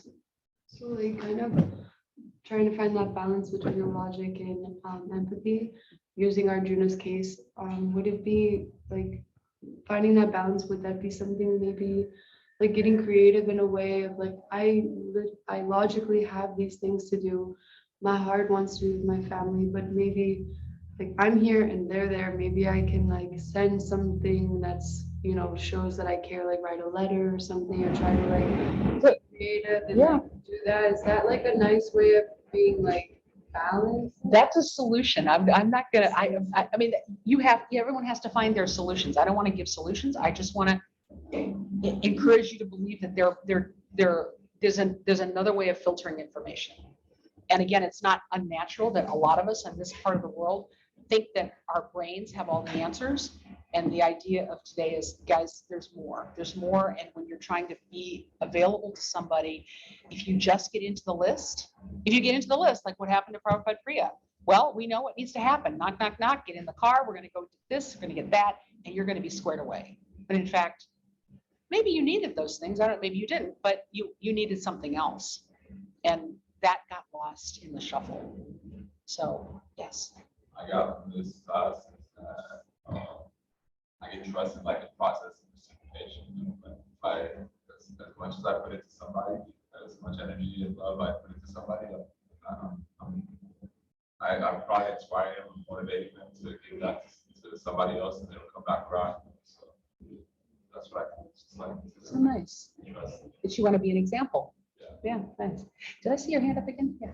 Just a really quick question. When you shared earlier, Priya, you were saying how you felt some shame or some embarrassment around receiving help.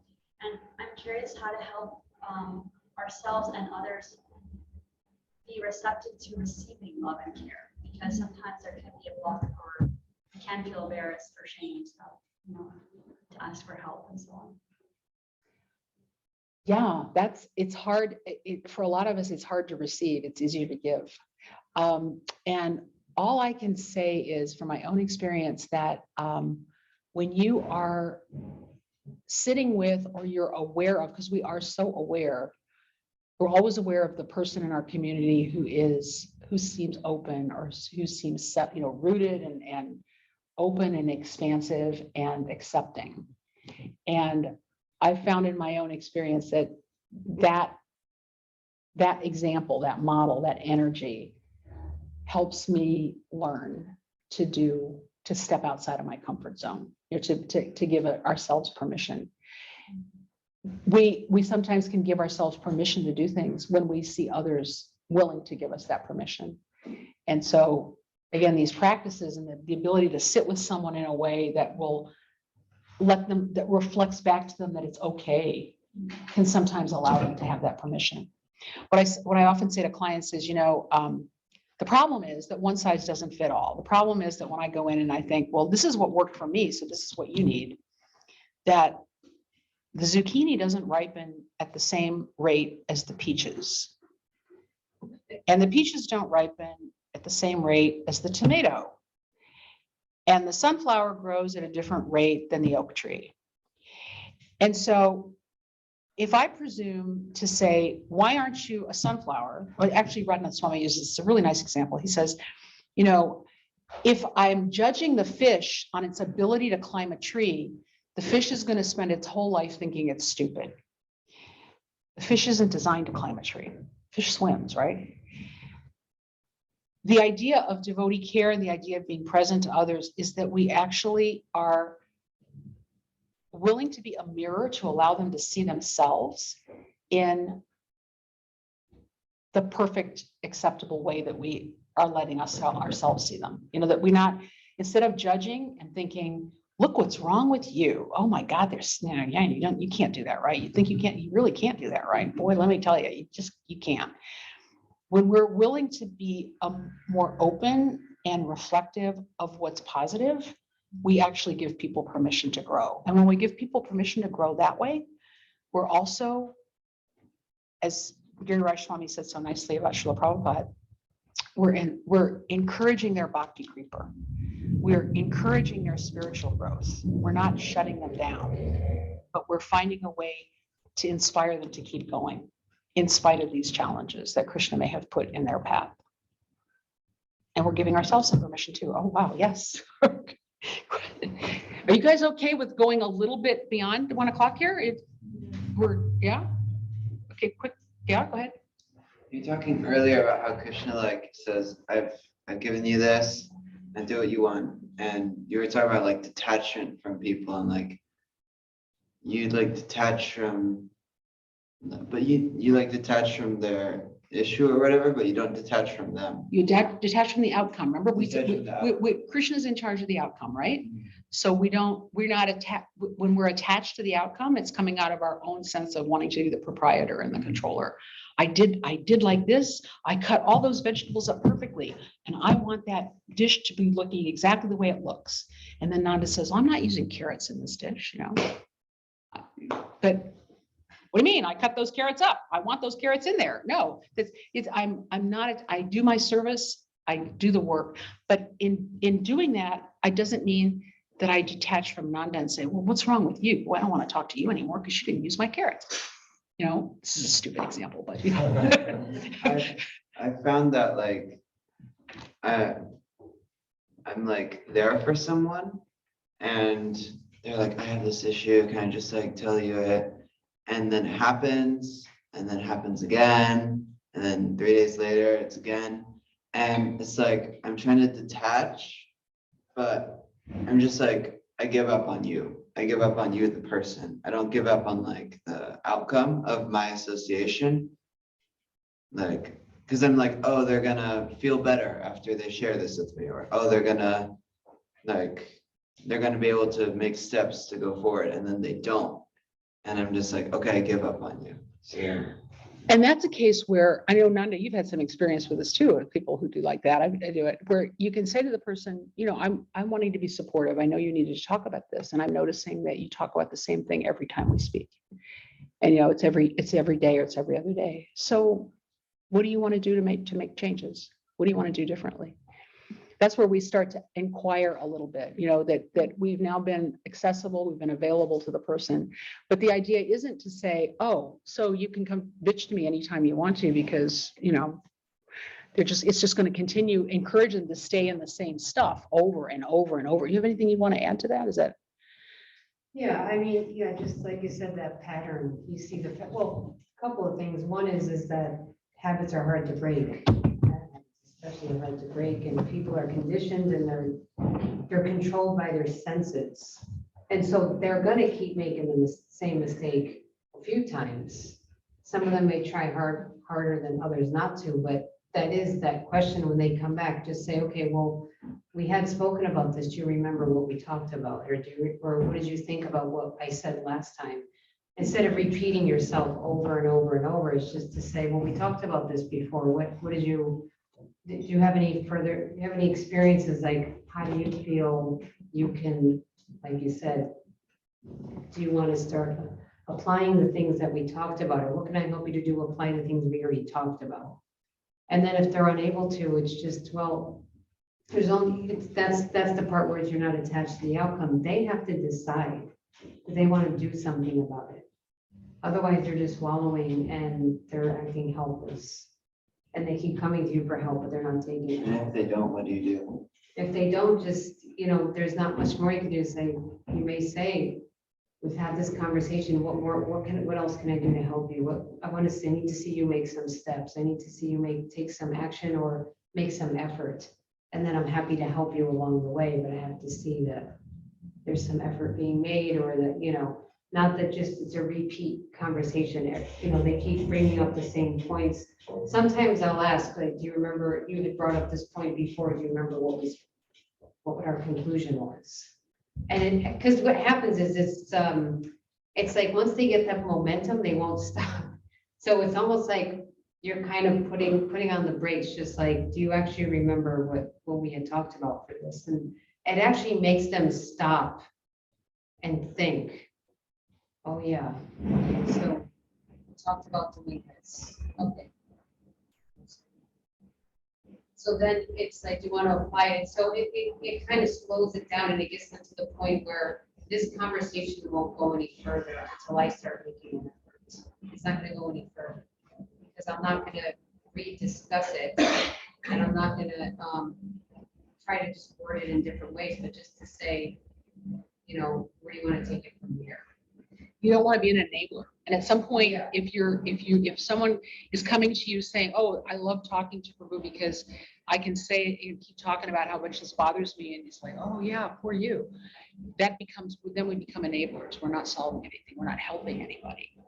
But again, and the more grounded and centered we are, the more clear we are about what we stand for, the easier it is to call that and sort of cut that off when it happens. It's when our attention is all over the place of, oh, but I got to be nice to this prabhu because this is what devotee care is. I just have to sit there with them no matter what. And when we're all over the place, that's when it's not about devotee care. It just becomes a complete mess. So,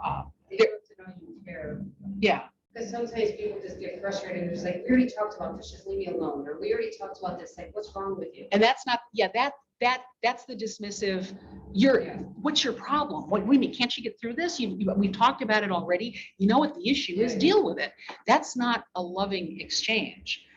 But loving doesn't mean that there aren't boundaries and that there's not clarity. There are definitely clarity, and boundaries are part of love. But you make sure that the person understands that you're not throwing the baby out with the bathwater.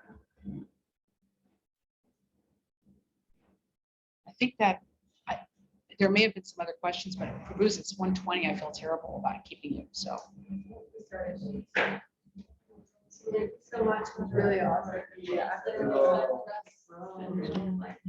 That's very nice.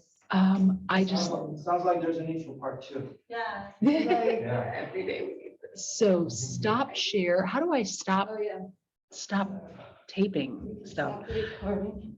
Haribol, Advaita, we're leaving now. Avita?